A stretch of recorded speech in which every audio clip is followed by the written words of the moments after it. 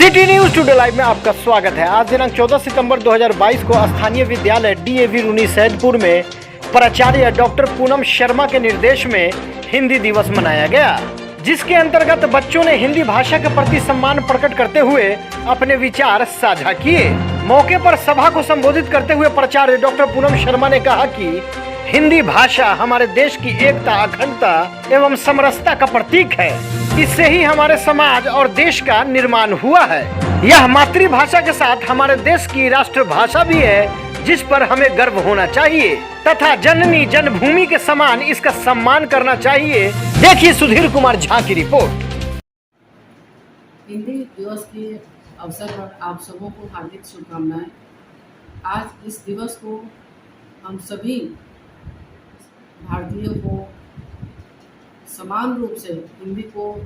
सम्मानित कर उसको समृद्ध करना चाहिए और इस दिवस पर सभी बच्चों को हिंदी लिखने, बोलने और ढंग से उसको व्यक्त करने के लिए हमें अच्छी शिक्षा देनी चाहिए, हिंदी पर जोर देना चाहिए, क्योंकि हिंदी हमारी भाषा है और राजभाषा के रूप में जानी जाती है। हम सबों का कर्तव्य है कि हिंदी भाषा को उचित सम्मान दें। आप सबों को जानकर ये अच्छा लगेगा कि हिंदी भाषा की पहचान सबसे पहले दयानंद सरस्वती ने किया था और उन्होंने ये प्रयास किया कि उनका जो सबसे प्रसिद्ध ग्रंथ सत्यार्थ प्रकाश हिंदी में ही सबसे पहले प्रकाशित हुई और अंत में 14 सितंबर 1949 को हिंदी भाषा को राजभाषा के रूप में सम्मान दिया गया और यह भाषा जन जन की भाषा है, लोगों को एक सूत्र में बांधती है और समरसता का विचार भी फैलाती है। आधुनिक परिवेश में मेरा ये कहना है कि हिंदी भाषा के बजाय हम अंग्रेज़ी भाषा को ज़्यादा प्रोत्साहित कर रहे हैं और ये समझते हैं कि अगर बच्चे अंग्रेज़ी भाषा में अपने आप को व्यक्त कर रहे हैं तो उनकी पढ़ाई अच्छी है, जबकि हिंदी भाषा में जो अपनापन है, जो एक रास्ता है, जो अपनत्व का महसूस होता है, वो किसी और भाषा में नहीं है। आज के डेट में, आज की तारीख में आप ये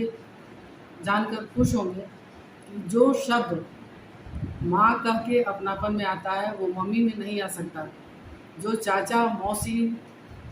दादा में आता है वो आपको ग्रैंडफादर, अंकल कहने में नहीं आता है। तो मेरा ये सुझाव है कि हिंदी दिवस को सम्मानित करने के लिए हम सबों का प्रयास होना चाहिए कि हिंदी को और समृद्ध, उत्तरोत्तर समृद्ध बनाते जाएं, ताकि हिंदी जो हमारी राजभाषा है उसको अपनी एक पहचान मिले फिर से। तो मेरा ये कहना है कि हिंदी को संस्कृत की पुत्री माना गया है। जैसा कि संस्कृत को देवभाषा कहा गया है, तो देवभाषा की पुत्री निश्चित ही कुछ प्रधानता, कुछ अपना महत्वपूर्ण लेके ही विश्व में, कम से कम भारतवर्ष में तो जरूर ही